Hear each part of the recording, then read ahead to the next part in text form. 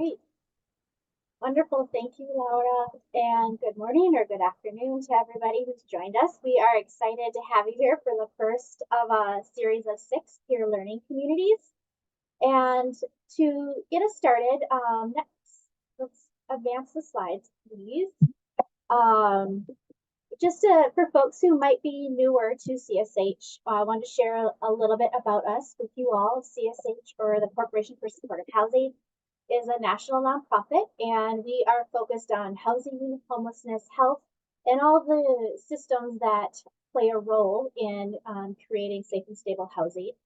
We do a variety of work, including advocating for effective policies and funding. We invest in communities and the creation of new supportive housing, and we do training and capacity building to increase and strengthen the supportive housing field. Our vision is that our world and our communities are thriving, just, and equitable. And we're in the second year here of our strategic plan. You can see a brief summary of it on the slides. And we're really focused on housing, services, and economic security as our main areas of work. And really focused in on these areas to create those thriving communities. And we are excited to continue to explore these intersections with you today. So part of our work here is the One Roof initiative on the next slide. And One Roof is one of CSH's strategic initiatives that brings together housing and child welfare partners to strengthen families. And just like the group of you all on the call today, we know what works to strengthen families and children and young adults. And we also know that safe and stable homes with those supports and nurturing environments leads us all towards health and thriving. So we're ready to learn and do our work and fulfill our potentials. One Roof and the cross-sector partnership work that we're going to be digging into today is really foundational as we address the inequities that we know exist, that we know and see every day within the child welfare and housing systems, and to help support families move towards thriving and move towards family preservation and family reunification. So that's a little bit about CSH and our One Roof strategic initiatives. I want to share with you a little bit about this new peer learning series that CSH is launching. It's work that is sponsored by Casey Family Programs, and it's building off of a series of webinars and briefs that CSH and Casey Family Programs released last year. We will have we're going to be meeting on the first Monday of every month, and you can see the months listed here. The next one will be in April. And the purpose of these is really to bring together the partners and have a series of discussions that can really help child welfare agencies and housing agencies to maximize access to and the utilization of housing vouchers. So we know housing vouchers is really foundational in keeping families safe and stable together. We're hoping that this work will also help advance equitable outcomes for the families most impacted by the child welfare and housing systems, that will help to promote thriving for families and young adults, and that will also continue to support family preservation, reunification, and young adults as they begin to transition into adulthood. So that's the overall purpose of this series. And today we are really focused in on creating a space for you all to share your own success stories about what your cross-sector partnerships look like, how those partnerships are working together to really successfully use and maximize youth and family housing vouchers. So really thinking about those intersecting systems, how you work together to use vouchers. And we want to bring together, and hopefully we'll get to see who's all here in the peer learning session today, but we're hoping that we're representing a diverse group of sectors, and that we'll be able to share what's working, what's not working, and what are some of the changes that you're seeing in your field that are really positively impacting the utilization of vouchers. So what are the changes going on, and how are those most helpful in using vouchers? And then lastly, this is really a space for you all to identify ways that you can advance your own work at the intersection of housing and child welfare. And we'll continue to have these conversations today. And at the end of the session too, we'd love to get your ideas on what it is that you might do tomorrow as you go back, or later today, or tomorrow, or later this week. Like, what are some maybe an action or a conversation that you might be able to have that could really help continue and improve voucher access and utilization? So that's about today. We're here for about 90 minutes. You are supported by the CSH team, and you'll hear from a variety of folks over the course of this time. My name is Leah Lindstrom Ray. I am part of our Upper Midwest team, and I am based in Minneapolis, Minnesota. I'll let the other CSHers introduce themselves as we go along. And today is really a chance to, we're going to share some information, just some background information, so that we all are kind of have a level understanding of vouchers, and then specifically kind of the need and like why these vouchers are so important to families with children and young adults. We've got an example we're going to highlight a research that came out recently from communities in California. And then we're going to have a time for breakouts. So we will be moving into those breakouts. This is where you can really kind of dig into meeting other folks on the call and asking your questions and learning from one another. And then we'll have time for a large group conversation where you guys can share some of the interesting things that you learned. So with that, that's how we're going to use our time. Feel free to use the chat as we go along. And I'm going to turn it over to Rashonda. If you could introduce yourselves, and she's going to lead us through some polls so we can learn about who's here today. Thanks so much, Leah, and welcome everyone. My name is Rashonda Lanier Jackson, and I serve as a senior program manager on the Mid-Atlantic team. And so, though we've just shared a little bit about us, we know that it takes all of us collectively to do this work. And so we want to know who's in the room with us here today. And so the question that you should see on your screen is who's here today? And there's some various choices such as child welfare, so representing a public child welfare agency or maybe a legal or judicial housing service provider. And so that may be a public housing agency or a nonprofit or a developer. Maybe you're in the supportive services provider, researcher, or policy, and as well as education. And we're talking from K-12 to colleges, universities, a homeless service provider, family resource center, as well as other. And maybe that you are in the room as someone with lived experience. We want to know that. We want to know who all is here today. Because as Leah said, we want this to be a peer collaborative session. And so less of us and more from you all, so that you all are talking with each other and learning from one another. And so as soon as, there we go. Thanks so much for that, Kathy. And so here is who's in the room with us today. And again, thank you. Thank you so much for being here. And yes, please continue to use the chat. If you do not see the sector that you're representing today, please let us know, shout it out in the chat. Awesome, and we have another poll question for you.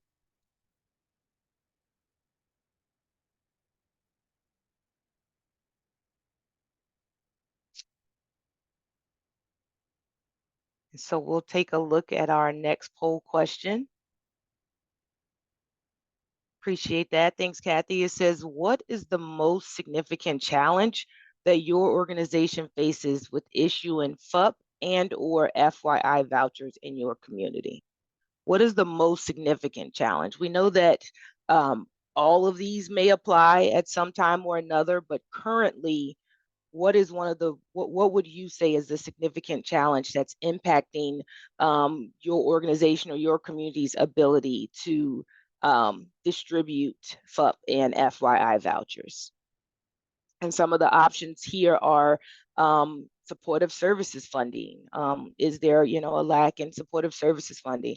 Establishing and maintaining agreements and partnerships. So talking about the MOUs, but also community partnerships. Would you say lack of FUP and or FYI knowledge? We know that not everyone came here today with the same level of knowledge. landlord engagement and retention. We know that, our landlords are a part of this work as well. And so we want to hear, if you're having, if those are some of the challenges that you're facing. And then we also have navigating the HUD application process.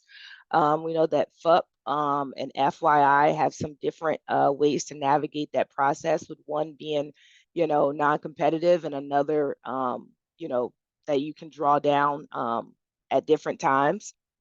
There's also strengthening referrals from child welfare and coordinated entry process.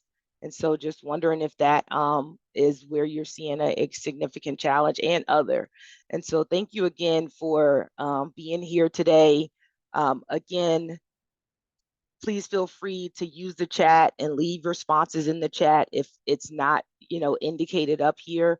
But this is very helpful. And so just looking at the results, seeing where the challenges seem to be within the groups that we have represented here today. Awesome. Thank you all so much. And I will now share it with Andrew. Hi, everyone. Welcome, and thank you, Rashonda and Leah. Glad to be here. I'm Andrew Johnson, he, him pronouns with CSH, and I am looking forward for our conversation and learning together today. I know many of you probably attended the webinars that we held in 2023. One of them focused on youth vouchers, one on family vouchers. You may have read one or more of the briefs that have been published on the topic, but we just wanted to do a little bit of level setting, knowing that there are folks that are coming from different sectors, different perspectives, different systems, different roles within those systems. So for our conversation today, let's just start, by remembering and kind of looking quickly at some of the disparities that exist. And so what you're looking at right now is CSH's Racial Disparities and Disproportionality Index, which looks across for different populations at some of the disparities and disproportionality that exist. And so this particular lens is looking at young people, transition age youth with child welfare involvement, or transitioning foster youth. And, as you can see, there are variations across states and across, each of the colors represents different race or ethnic category. But what we see clearly is that Native American, Alaska Native, and Black young people in particular are highly impacted. And then when we move to the next slide, we can see a very similar chart, which carries the theme forward for families with child welfare involvement. And are the slides moving for you? There we go. Yeah. So there's very similar, but again, you can see while there's variations across states, we still see that there's a significant burden that is placed on both young people and families of color when child welfare involvement, when we think about housing instability and child welfare involvement. Moving to the next data chart that we have, looking at the AFCARS data, which is child welfare data that is collected at child removal from families, so at the time that families are separated. While this data is imperfect and not always captured as holistically as we might want, we do know that housing instability is one of the factors for children being placed outside the home or entering foster care is significant. And while we've seen a little bit of progress, it's still in the generally averages around kind of 9, 10, 11% of the families where that is identified. So certainly important to keep in mind. And on top of that, the majority of the children that enter out of home care are not for abuse. It's typically for neglect. And neglect can encompass a whole range of things.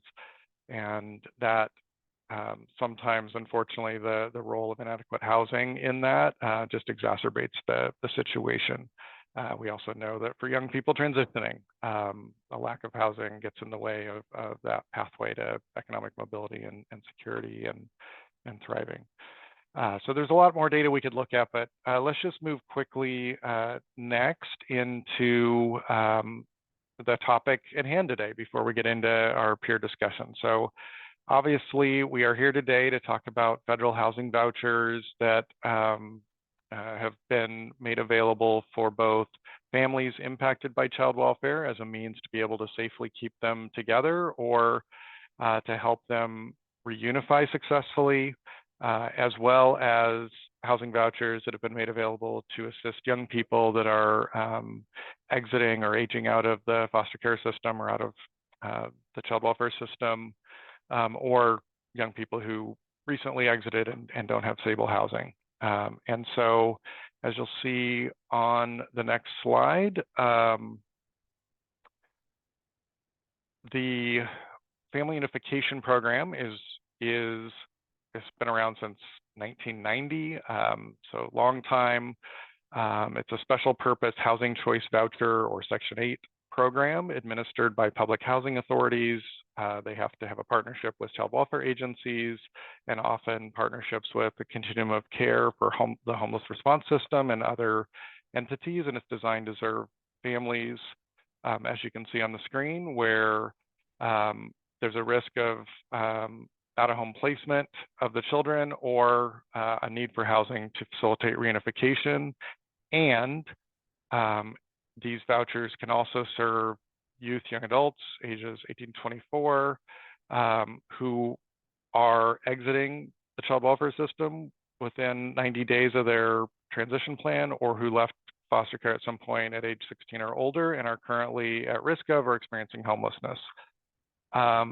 And then the next slide shows the Foster Youth Independence Initiative, which is something that came about over the last several years. Young people really championed this in partnership with other advocates, really working towards increased timely access for young people exiting care. And so this is really for FUP eligible young people. We just covered the FUP eligible youth on the last slide. So for FUP eligible young people, it's largely a way for housing assistance to be made available, mostly more on demand, up to some limits. So there's a certain number of vouchers that can be requested by a jurisdiction when a young person that is eligible is identified, even if the jurisdiction doesn't have other vouchers to be able to serve young people.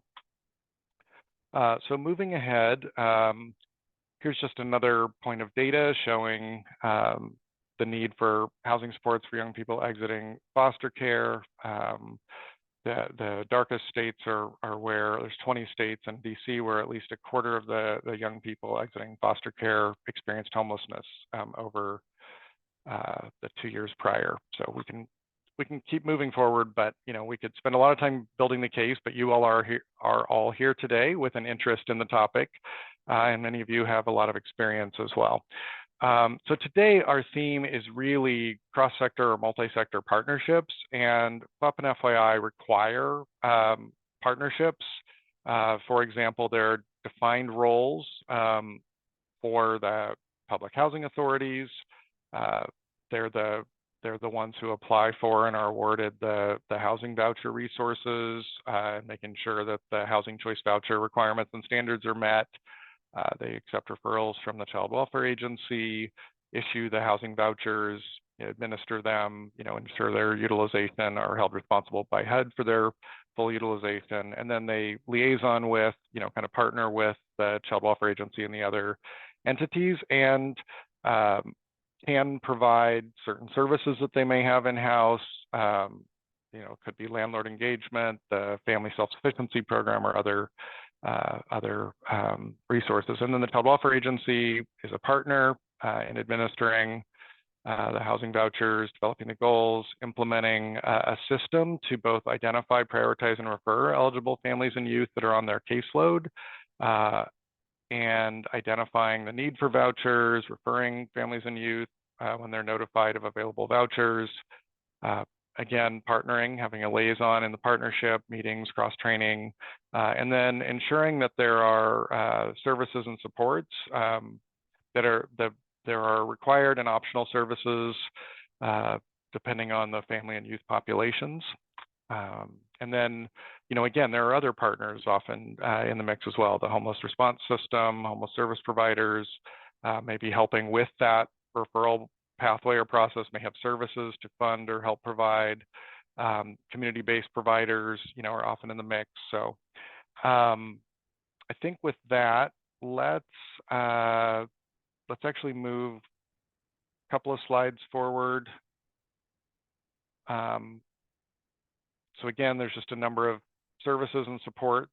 Some are required, but certainly thinking about helping locate housing, work with landlords, housing in places of opportunity, case management services,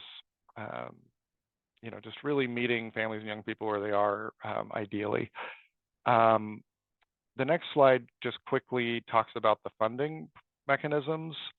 So HUD awards allocations of new housing vouchers through a couple of different mechanisms. So the primary way and historically, the only way has been primarily through competitive notices of funding opportunity.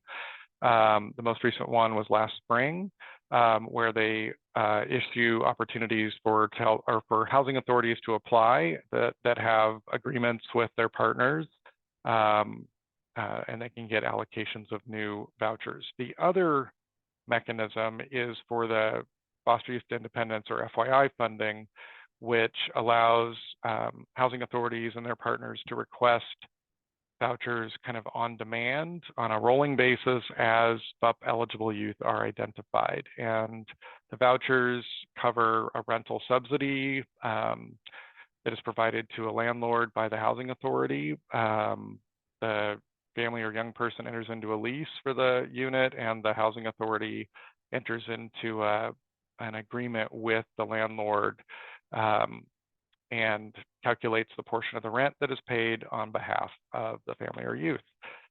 So hopefully that gives just a brief overview for those who may not be as familiar. Again, the briefs and webinars that we've published over the last number of months go into a lot more detail, but what we really want to do today is move to a place where you all are sharing with each other in particular. And so we want to start by kind of kicking off with some of you as peers that are kind of going to get the conversation going. So we have some representatives of local jurisdictions, as well as our first person who's going to share. So first, we're going to hear from Andy Lomelli, who is with the John Burton Advocates for Youth, and who their organization actually works in California. He can share more, but they actually just released recently a report on the youth vouchers, so can share on behalf of work with, I think, 30 or more jurisdictions in California that may relate more to our theme today of multi-sector or cross-sector partnership aspects. And then we're going to hear from two more folks that I will introduce in a moment that have been doing more on the family side of things. So with that, Andy, do you want to kick us off? Sounds good. Thank you so much. Again, my name is Andy Lomelli. I'm with John Burton Advocates for Youth. Thanks for having me here today. As Andrew alluded to, we just released a report here last November. I know I don't have very much time. I'm going to go through this quickly. I'm going to plow through a lot of slides, so apologies in advance. But if you want to read the full report, it is available, and I'll drop that in the chat. We hope you get the chance to look at that. So the report titled, "What's Stopping California from Maximizing Federal Housing Assistance for Youth?" We love our long titles at JBay. It's a statewide analysis of the FYI and FUP vouchers, and I will go over I'll go over the methodology in a second, but just some background. Here in California, obviously, large state, more than 51,000 youth currently in foster care. About 8,000 of those are non-minor dependents. More than 10,000 unaccompanied homeless youth in California represents nearly a third of the nation's homeless youth population. And half of the nation's most expensive cities for apartments are in California. Young adults leave foster care with little to no income, rental history, or credit. So it's particularly hard with the housing market being what it is in California. Andrew kind of went over this a little bit in terms of some of those federal changes we've seen, but I do want to highlight the fact that here in California, we saw that a lot of counties didn't have funding to provide the services. So in the past few years, JBay kind of leads some, we led some advocacy and we're able to help expand when we have the HNMP funding here in California. It's now up to $15 million a year. Counties can draw upon that funding to be able to provide services to youth with vouchers. I'll go ahead and move forward here. Methodology is we talked to 37 counties, 37 of the 58 counties here in California. They represented 93% of the counties that have FYI and FUP vouchers, 85% of the state's non-minor dependent population. We also have an FYI FUP community of practice with 15 counties participating. That launched about a year ago. And we've been working with them directly to develop best practices. And we also did extensive interviews with county child welfare agencies and PHAs across the state. The stuff we saw, so we saw that California did, I'm going to skip over some of these things. We did see that a total of about 60% of child welfare agencies partner with the public housing authority. So that's about 60% of counties. 42 public housing authorities in California currently administer FYI and FUP. Only 9% of counties have requested at least one on-demand voucher. We're really encouraging folks to partner with PHAs and counties to request. This is a great process that allows you to request up to 50 vouchers a year. And again, we only have 5 counties in the state that have initiated that process thus far. Let's see here. Counties are providing FYI and FUP services through several different arrangements. The most popular one, about 50%, is that they contract with a community-based provider, again, drawing upon those HNMP funds that I talked about earlier. Representatives from about 2/3 of counties were unaware of the opportunity to extend the life of the voucher from 3 to 5 years. That, of course, can be done through participating in FSS or through the Fischel Amendment through education, workforce development, or employment, meeting one of those requirements. So again, want to encourage folks to get the word out about the opportunity to expand the 2 years. This is the other big thing that really stood out to us that I want to highlight. And I alluded to earlier, we only saw a handful of counties were using the on-demand process. A lot of child welfare agencies and PHAs just were not aware of the on-demand voucher request. When we talked to public housing authorities, a lot of them were apprehensive about participating in FYI and FUP because they said it was a burden to engage in the NOFA process, understandably. But they were not aware that HUD has made it real easy for them to go online, request on-demand vouchers. Again, you can request 1 to 25 vouchers up to 2 times a year.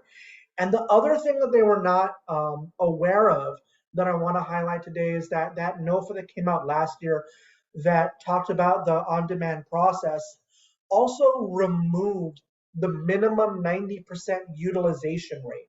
A lot of housing authorities will specifically cite this and say, hey, we don't have a 90% utilization rate. We can't request FYI vouchers. HUD actually created a little bit of a process to sidestep that requirement. Basically said, hey, we understand if you can go ahead and provide a bit of a written explanation for why you have not met a 90% utilization rate, you can still go ahead and apply and we'll consider giving you those vouchers. So again, HUD has made it super, relatively speaking, super easy for you to be able to request FYI vouchers. Let's see here. We did just kind of see that, again, the escalating housing costs in California. There were also very few landlords that were eager to rent to voucher holders. So we are obviously encouraging folks to come up with unique solutions to that. Engage in landlord recruitment, use some of that funding that's available to potentially contract with a realtor, as well as engage in all sorts of landlord incentives. So I talked about this here. That can include a signing bonus for property owners, modified tenancy requirements to address low or no income credit, risk mitigation to cover damages, things like that. That's going to create that incentivization. We're encouraging, again, folks to maximize use of the on-demand FYI process. It empowers each housing authority to request up to 50 vouchers. Again, awareness of this process is scarce. Only 9% of our counties have utilized the on-demand process, and it really does make it a unique and critical tool for social workers and probation officers, but increased awareness and increased collaboration amongst all these partners is one of the biggest prerequisites for that. We encourage, again, as a best practice, within your counties, we encourage you to refer youth to FYI and FUP as part of your 90-day transition plan. California does require a 90-day transition plan for NMDs exiting foster care. These vouchers can be authorized to youth who are going to be exiting within 90 days. So we encourage you to make it available during that 90-day transition planning. That's especially helpful in counties where there's a waiting list for transitional housing. Some of you in larger counties, you're going to have several public housing authorities. I know in like LA, we have like more than 20. The great part about that is that each housing authority is able to request up to 50 on-demand vouchers. If that's the case, we encourage you to create a relationship and an MOU with as many PHAs in your county as possible. Again, just to maximize the number of vouchers that are available within your county. Again, encouraging all partners and relevant stakeholders to be aware that youth have been offered the opportunity to extend the FYI and FUP voucher to 5 years. They can do that through participation in FSS, or again, through the Voucher Amendment, meeting certain eligibility requirements, those being engaged in an education requirement, they're working, or some sort of have some sort of medical condition that prevents them from going to work or going to school. Again, another best practice, we want to ensure equitable access for vouchers for youth that are exiting the juvenile probation system. These youth are eligible if they have an out-of-home placement order from a juvenile probation system. And again, a lot of juvenile probation systems are not aware of this eligibility and lack the formal relationships with the housing authority. So we encourage you to build those relationships. We have some California specific stuff, but I think that's all I kind of wanted to touch on today. Again, future questions, feel free to reach out to me directly, andy@jbay.org. That link does link to our full report. We did a webinar where you can see all these slides and so much more, and we go through them and all our recommendations for statewide and federal advocacy at our website. But I'll be on to answer any other questions that may come up. So thank you, guys. Thank you so much, Andy. Appreciate that. Definitely heard some themes even that came up during the poll question a few minutes ago, as far as some of the things that folks had coming into this today, as far as some of the knowledge pieces and such. So As we keep thinking about cross-sector or multi-sector partnerships and these housing vouchers for families and youth, why don't we move next to Amanda Siebert from the Spokane Housing Authority in Washington to talk a little bit. I know you've done a lot of work, especially around the families side of things in your partnerships. So do you want to introduce yourself and say just a little bit about your partnership, and certainly if there's anything that Andy talked about that brings anything up for you, feel free to share that as well. Okay, well, thank you. Good morning, everyone. Or maybe afternoon, depending on where you're at, but welcome. My name is Amanda. I'm the Housing Programs Manager at the Spokane Housing Authority in Spokane, Washington. And we have worked really hard here in the last close to a year and a half now to increase our FUP utilization.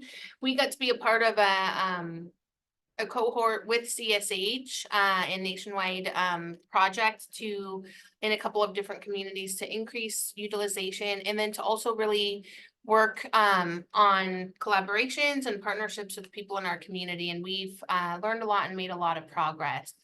I don't know that we developed any new partnerships. The way that FUP is designed here in our community through the COC hasn't changed. The referral process and the partnerships are the same, but we've worked really hard on the partnerships, and ways that we've done that have been by just through the help of CSH, getting everybody in the same room. So we've worked together and really did a lot of myth busting. What we found in our community, and what I would encourage housing authorities out there to do, is to kind of get out there and see what the rumors are about FUP. I've learned that there's a lot of miscommunication or a lot of assumptions that simply aren't true, that are barriers for families and youth that are trying to access FUP vouchers. And so really getting out there to hear what people thought and then break them down. Additionally, I was able to, at our housing authority, to make a lot of changes to our admin plan. So for those of you that don't know, that may not be super familiar with housing authorities, there's an admin plan which we have to submit to the government that discloses basically how we will be following the regulations and what we'll be using in what ways we'll be using the regulations. And I learned myself that some of the things that were in our admin plan were also barriers or restrictive to families trying to access vouchers. Some of the things that we've been able to do is partnering with DCYF much more closely. I was just looking, and I've done 28 trainings to DCYF staff in the last 13 months. Some of those have been in large groups, larger than this, and some have been small one-on-one trainings. But one thing that has been a challenge in our community has been that support that was mentioned at the beginning of the webinar today. And we really do not have a support services person walking alongside families to help them. And so that falls largely on the DCYF workers, and just educating them in how to complete packets, what requirements are for FUP, and how that works has been huge. We've been able to leverage our landlord liaison here at the Housing Authority to assist with seeking housing. But that first part, and just getting the necessary documentation, picture IDs, birth certificates, some of those things that are a real challenge for families, especially those that are at home, experiencing homelessness or at risk of homelessness. A lot of assistance is needed. And if there's no one to help with that was a big barrier here in our community. Additionally, we've partnered with Catholic Charities, which in our community is the gateway, the door for homeless services for families. And they really help to look at all of the options that are available to families. And they've been a part of these meetings with us for the last 14 months. And I think that working on really learning each other's language and breaking down barriers has been huge. It's not been an easy process or resulted in like immediate astronomical change. So that's something I think like holding the rope, right? Continuing along and looking at those small advancements. But in the last 14 months that we've been on that journey, we have increased utilization of our vouchers by 19% overall. And referrals for the voucher, so DCYF sending in the referrals, or a different agency sending in the referrals, has increased by 67%. So really where we're falling now in our community, what we're evaluating it is how do we get those from being referred and a family having the voucher in hand to then utilizing it, which means that they are leased up, and we're looking at some of those support services in our community. So I think that would be another big piece of advice that I have for anyone here today, is that it's not just a short process. And I think you have to continue coming back to the drawing board and look at, okay, we've made this progress, but now we need to focus on this, and really rallying those people that you've built the relationships with to help you in that. And don't be afraid to go out and just say, hey, we need help. It's I think that helping families in this work that we do is not a one-man show, or not one agency that can do it alone. And so going out there and having the humility to say, hey, everyone, we need help. Come help us, come sit at the table, and being open to hearing where maybe you do have some things that are barriers and you need to work on is a really important thing. Thank you, Amanda.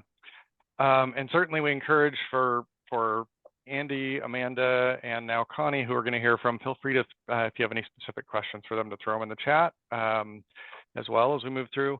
So now we're going to hear from Connie Dawson from the Kansas City, Missouri One Roof Initiative, which is a multi-sector partnership working on family vouchers there. And Connie brings the service provider lens from the partnership. Connie, do you want to introduce yourself and just say a little bit about the partnership, especially through your lens, as I'm sure there are others in similar seats on the call today as well. So. Sure. Hello, everybody. My name is Connie Dawson. I am from University Health in Kansas City, Missouri. I'm actually under the behavioral health program here, and I am part of the collaboration on the One Roof here. So I'm one of the caseworkers. We have 3 currently in the county. We did have another one that did stop taking families a few years ago. So as of right now, it's University Health, Sheffield Place, and Metropolitan Lutheran Ministries are the 3 service providers that are actually, working directly with the clients. We do partnership with Children's Division here, and that's where we receive our referrals from. What has been working for us on our level is we meet every other month. We were meeting a little bit more frequently to a little bit, we played around with it, but every other month has been working with us here, because at that point we're able to identify people on the waiting list, see where they fit, because basically the families that I take in for the food vouchers are going to be the behavioral health or recovery health services families. So with that being help, it's going to be able to come in on my side and get a caseworker that's also working on those other aspects that the families may need in the court system. So we're kind of doing a multi-level approach here. So that helps out for them to be successful and keep the voucher. What we have had some problems with is when we get the referrals, we've noticed that, it was taking us a long time to get from referral to actually getting the voucher to actually getting housed. Some of that did come up, and I don't know if some of y'all out here had the same problem with COVID period, just trying to link or what wasn't open, trying to get those documentations during that time. It was just such a bad time for us right now. But what we've noticed is now that everything's reopened up, if we've shared with the workers, and some do not know about the program, and that's what was happening but with us talking to Children's Division and getting those other child welfare agencies on board that are able to make the referrals, having those families prepared, having those children prepared has really been the best help for us, because we can get a referral, but one of the children were missing a birth certificate or something that really held up the process. So by us putting that out there when we receive the referrals, we've been able to have a little bit more success with actually utilizing what we need and not having that problem, because we had 55 vouchers here, but we were utilizing like 30 at a time. Even though we had 55 referrals between the 3 of us, or like I usually take 10 to 11 people. Metropolitan Lutheran had like 20 in Sheffield Place, because they're an on-site housing agency. They may have only had 3 or 4 at a time, just because they live on site and then go on. So we weren't utilizing, it was taking a longer time. But when we do our meetings every other month, we're able to really talk to each other. We can get the court system on board, find out, okay, we referred her, but she isn't in reunification status anymore. And we were able to quickly move on to the next family that, you know, we don't keep a big waiting list. It might be 10 people or so. So that's been good because we're able to quickly, hey, oh, we closed this one up. Connie, can you take another one? So by us sitting together, we're able to kind of get those families in quicker, and it's been very successful. I've seen my families, when I say get jobs and maintain and just doing really better, because I actually come from the child welfare sector. I was an investigator for years, so I wasn't able to see that completion of it, those people actually prospering, but we've seen such a good turnout because those parents don't have that stress level anymore. That housing component has really helped them. And it doesn't matter if they've lost their job, if they've maintained something, they're able to, you know, maintain their appointments with a part-time job and still provide for their children. And we've really seen that help in us be able to get more. We are trying to get more vouchers eventually, but right now still working those kinks out after we had such a holding period has really been what we're looking at on my end of everything that's going on out there. So if you have any questions about the you know, the one-on-one, the daily stuff, the paperwork part, I'm available. Great. Thank you. Thank you, Connie. I think, you know, each of you elevated some different threads that hopefully will spark ideas in each of you, because I think everybody on this call is coming in with different knowledge, expertise, perspectives, things they may have tried that worked, things they may have tried that didn't work. And so, you know, that's really, I think there's really an opportunity as we move into the rest of today and this series of peer learning sessions this year, to really use time to help each other continue to best serve children, youth, and families, and ensure that they have the housing they need, you know, the services they need at the right time in order to be able to move forward successfully. So I think with that, we are going to move towards breakout sessions, right, Leah? Yes, yeah. So, sorry, I was clearing my throat while I'm not. Great. So here we are. This is our time now we're going to move you all into smaller groups. And I've also been tracking the questions in the chat. So keep putting your questions in the chat.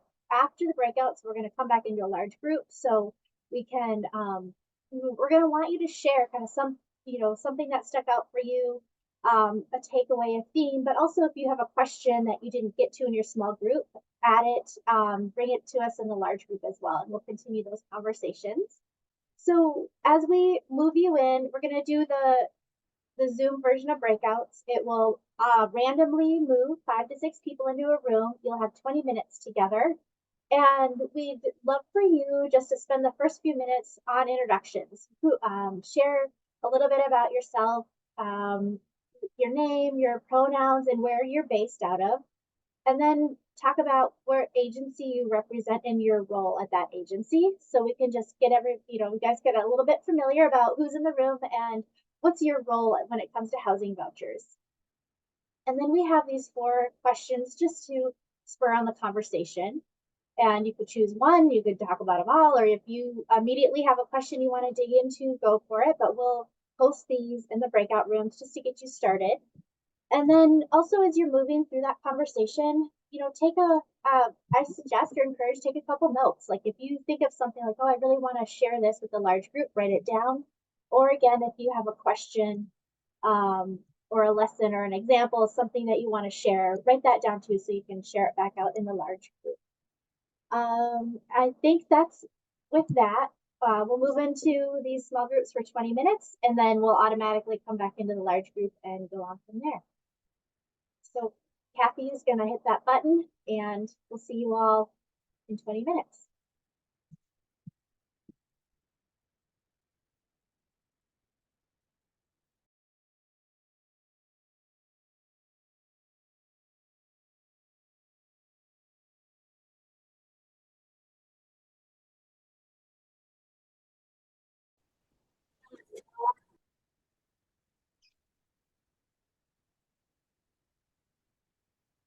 Great, welcome back to the main room. We'll give it here a minute as Zoom does its thing. Okay. So we'd love to hear a little bit about what you all talked about, maybe themes from your discussion, any takeaways, or any questions that you still have that you want to dig a little deeper in.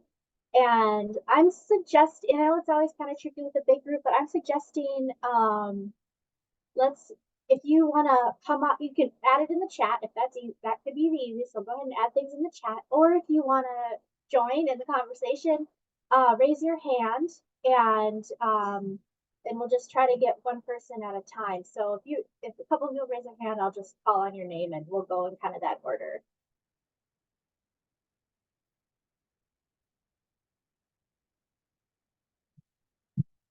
Any takeaways, burning issues, themes, or even, kind of as it relates to partnerships? Did you hear about something that you maybe haven't tried yet, but you're curious about, or you think that might work in your own community or with your own partners? A strategy or not, an approach?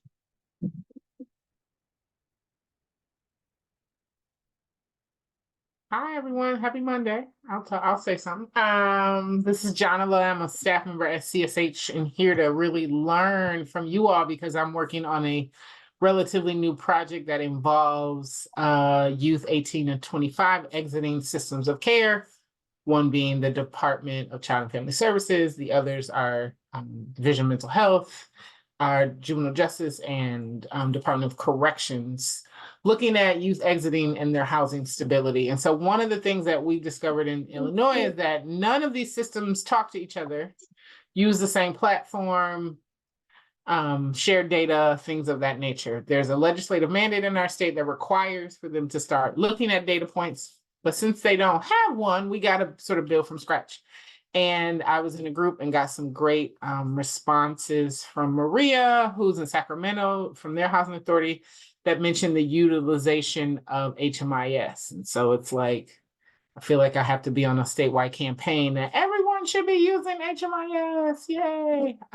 So she gave me some great pointers in that, and all the way down to the nitty gritty details around like who paid for it and how do we, get people to buy into that. So I was very thankful for that conversation. Thanks for letting me share. Great, thank you, Jonna. How about Andrea? Any kind of takeaways or things you want to share out? Hey, yeah, just same with Jahan, like systems don't talk to each other, and I'm on the outside as a nonprofit leader in our area, advocating specifically for adolescent parents and their children. So that's our culturally specific organization for Young Roots Oregon, supporting adolescent parents and their children. And it's really hard being on the outside trying to advocate with those on the inside to move or to communicate out of the empathy and compassion for those that they're impacting. And so, so that was the main takeaway from our conversation of just, it's really hard and it feels defeating and feels pretty hopeless sometimes, but one of like Jess had said, just remembering the victory in each step forward is always good. And then I also want to share, I shared it in the chat, but it seemed helpful for those that were in California and Iowa that I spoke to. Oregon has a program called Rent Well. And I put it in the chat, and it helps to reduce the barriers with landlords through education for the tenant. And so the tenant education is about their rights, which is awesome for adolescents to know what their rights are as they're entering into housing, and also their responsibilities as well. And so with the landlord piece of things, that actually gives the landlord, this program specifically, I don't know where the funding comes from, but at least in Oregon with this program, it gives a kind of a landlord guarantee where they get, if they sign up families to enter into housing partnership with them that have taken the Rent Well courses, then the landlord is guaranteed up to $5,000 for any like repairs that may come out of the first year lease, or if they don't, if they leave that lease or what have you, it gives them that guarantee. And so that's been super helpful, at least that I've seen in our community, talking with different partners that do that. We're starting the Rent Will education program at the end of the month, which we're excited about. So again, just being able to give that opportunity of education to those adolescents, and then be able to reduce those barriers, especially for adolescents who usually have no credit, bad credit. Well, no credit is considered bad credit. And so then that way, yeah, reduces the with barriers with landlords, and then being able to partner with those landlords too, which is always great. So thank you. Yeah, thank you. Thank you for sharing all of that. I see Morgan, I see you're indicated you want to come off mute. That's right. Yes. Hi, thank you. I'm California, small rural county. So my regional has 4 counties that they work with. So, and I've been part of Andy's continuum of practice for the last year, really working the last 5 years on housing for young people. And one of the things I'm a little bit shocked, and I haven't thought of this or worked it out some way, but Steve helped me from our group. He's a CASA, and he's leading this, housing work over, and we have an amazing, phenomenal CASA program, and our youth really have fantastic things to say about their CASAs. And I never really thought to put the burden of housing on them, but then I mean, Steve, that was genius. It's like, why am I not pulling them in? We have other nonprofits we're working with for this work. So I took that away. I'm going to reach out to our CASA program and see if they want to hit the road with me on this endeavor for landlords and FYIs and all those wonderful things we've been talking about today. Thanks for letting me share. That's awesome. Love it. I wonder, Steve, it looked like you two were getting ready to come off mute earlier. Do you want to jump in and maybe explain a little bit about what CASA is and anything else that jump into your mind? Sure. I'm Steve. I'm in CASA in Kansas City.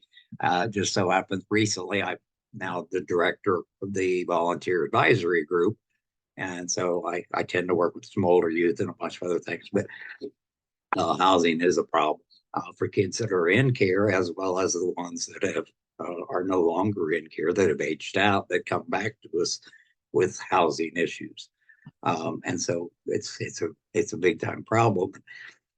I kind of gather from a group that communication seems to be an issue, and I already love that Connie was on here, because I now have a local contact that I can call and pick her brain. So that'll be great. Another thing that did come up in our group that is a little bit of a concern is some of the financial requirements.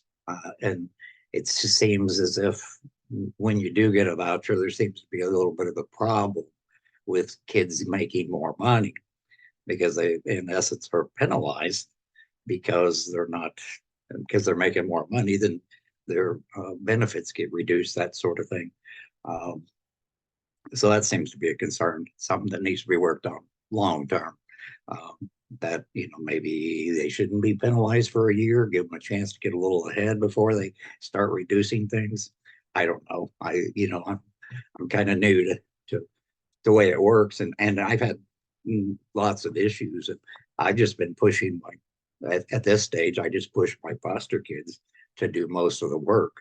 I get them the resources, and and then I said, well, did you call that one yet? Did you call this one? And I stay on them until they end up getting a voucher or a new place to live, and it's cumbersome. It takes a lot of patience and to get it to happen. And but I didn't know there was anything like an on-demand program.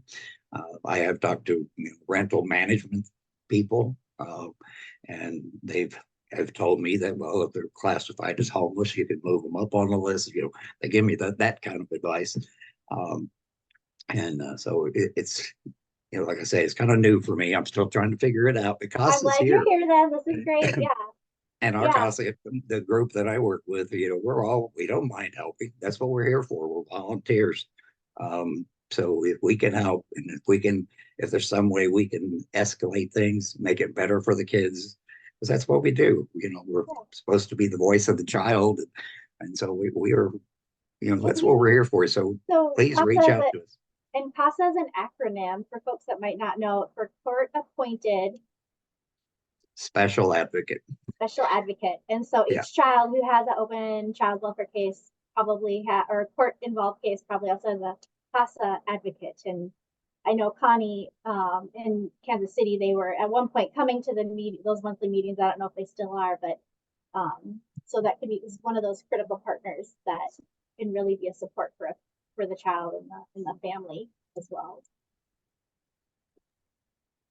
Real quick, I want to go just a couple questions that my group brought up that made a lot of sense, is just not being aware of some of the programs yet. And with them having smaller jurisdictions, they're trying to figure out exactly, besides just how we have the youth vouchers, just how are some of the counties creative in those solutions, because a person may lose one funding source and not have any other way to get funding, and now they're back in the homeless situation. So they were wondering, even on some of our later chats, whether or not we could think of just how are they finding the referrals for these things? How are with the kids getting their referrals only 90 days prior to them aging out, like not having enough time to actually get them set up, having the money for those security deposits. Just how are some of your counties dealing with those issues that are rising up? So that was some of our questions in that, and just, where they're a small county and there's only like one housing source and the person exists, just what have some of the other counties and jurisdictions done, especially the smaller ones,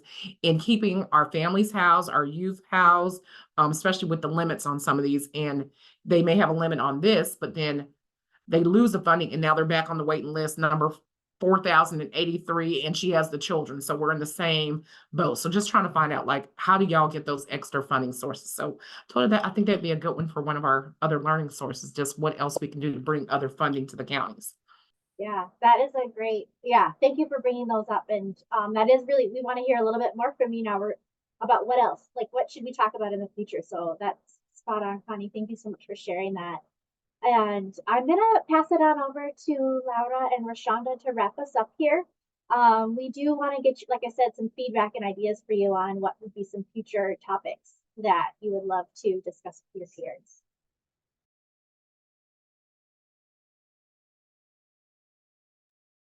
Hi, everybody. Thank you all for those great insights. I think it's so interesting that sometimes when we get into breakout rooms, it's so much easier to talk to a smaller group of folks sometimes and really parse out through things. But it also is nice to have a large discussion to then come back and be like, this is what I learned. So just quickly in the chat, what is one action step you want to take towards strengthening a housing vouchers partnership? And you can feel free to drop that in the chat at any time. In the meantime, in April, we're going to have another peer learning session. The topic is still TBD, but we will send that out, plus registration instructions with the follow-up from this call. Since we recorded this call, we'll be able to share that with you. So look forward to that. And somebody asked if the PowerPoint's being shared. Almost all our calls, we share our PowerPoint, so it'll be shared after. Thank you for asking. And also, you'll get like all those great graphs from when Andrew was presenting and when Andy from JBay was presenting. Another slide that is really helpful is this resources and connection slide. There's a lot of different links here, but they're really helpful. A lot of this we did last year, including the family unification vouchers briefs. And then there's a couple of resources from HUD and the One Roof. Just overall, this will be like clickable when you get the slides. And lastly, we're going to do a 2-question evaluation just to get a sense of how today was for you. Feel free to fill this out as you're like here on this call. We want to thank, first of all our speakers. Andy, thank you so much for sharing your insights from the JBay report. Connie and Amanda, you're great partners in this work. We wouldn't be able to do the work without you. Thank you so much for being here and for sharing all your insights, for leading on this conversation, and for being willing to share a lot of your what you've been doing so far in the last few years, and then of course, Leah and Andrew, who do such a great job of explaining things and setting up the conversation. You'll see more people of CSH come through, but we hope you join us for this next 2 peer learning or through the peer learning calls of this series. We'll be doing this throughout the year. And I think I'm gonna end this poll so that you guys can see. I think there's one more question, sorry. Give it a second.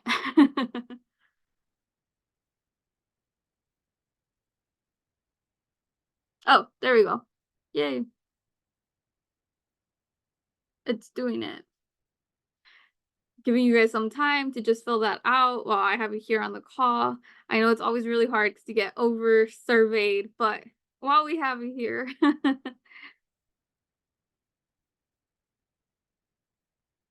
Oh, and lastly, if you have any ideas for topics, things you really want to talk about, things you're like, hey, I have this burning question, or I've been having this problem with X thing, or this challenge that has come up, feel free to email us at any time. The One Roof account is the best place to email us at oneroof@csh.org.